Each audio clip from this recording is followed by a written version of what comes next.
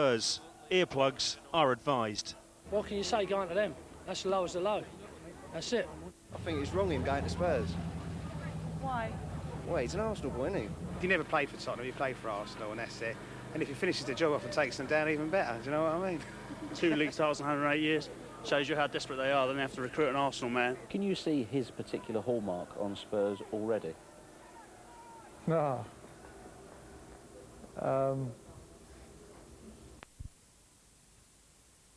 Sunderland will be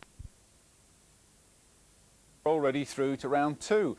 The results from last night: Swansea City 3-0 winners over Millwall. Manchester City also safely through to the second round with the same scoreline against Halifax. The last time Manchester City had to play in the first round of the FA Cup was 74 years ago. So they certainly didn't want the embarrassment of getting knocked out.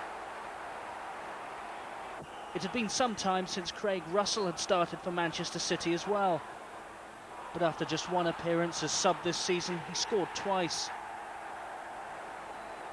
Halifax are top of the 3rd division, but were never in it. Russell might have had a hat-trick in the second half.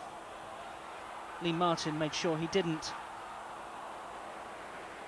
He could have gone for another, but spotted Sean Goater unmarked instead.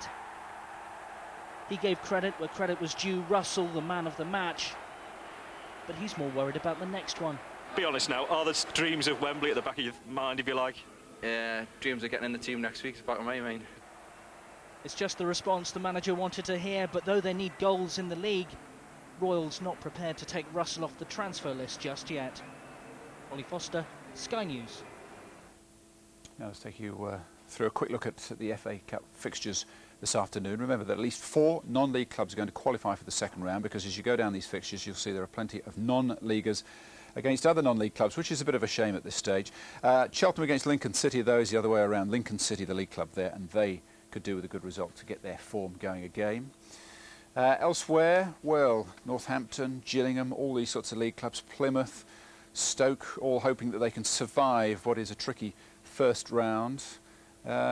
Salisbury, another important one there to watch out for. Scunthorpe have got Woking. Woking always do well in the FA Cup as well, don't they?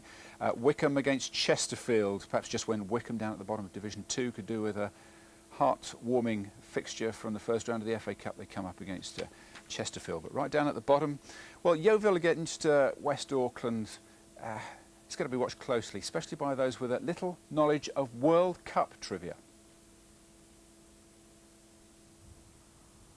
The wintry sun throws shadows across Darlington Road football ground, the home of one of the oldest questions in football trivia. Which non-league club has won the World Cup twice?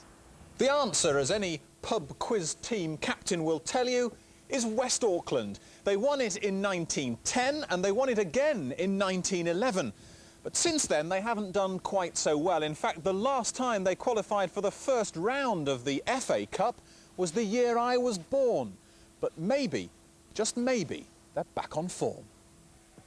The story of how this County Durham village beat the world was told in a dramatisation with Dennis Waterman as the captain. The FA had refused to allow an English team to compete in a world competition organised by the tea baron, Sir Thomas Lipton. He asked the miners of West Auckland to stand in, and they beat Juventus in the final 2 years running. The trophy is still in the village, or at least the replica is. The original was stolen 5 years ago. Ask the club's general manager why the team of amateur miners was so good 88 years ago, and he has a well-rehearsed answer. In them days, there was nothing else to do but play football. And I think with miners, they came out the pit, straight out on the football fields, and they were really hard men. And when they sent these miners from West Auckland, I think they would get a nasty shock when we got across the Turin. In the Earl of Warwick pub over the road from the ground, today's team has assembled as they do every week, before setting off for the first round of the FA Cup, which they haven't done for 36 years. Their opponents this afternoon are Yeovil. Well, it'll be a tough game, but we're going down confident. We're not travelling 300 or 400 miles just for the ride. We're going there and we're going to get a result. Won't be overconfident, certainly won't be overawed by the occasion. It's a long time since West had some success. It's near enough 100 years. Maybe we can start it off again this year.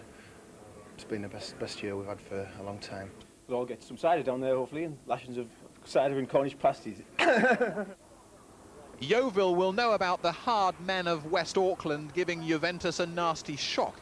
As they set off down south, West Auckland are hoping that after 88 years, some of their old luck, like the cider and the Cornish pasties, will be coming their way. Gerard Tubb, Sky News, County Durham. Plenty of stories there in the making. Now to Scotland, Stefan Guivarch hope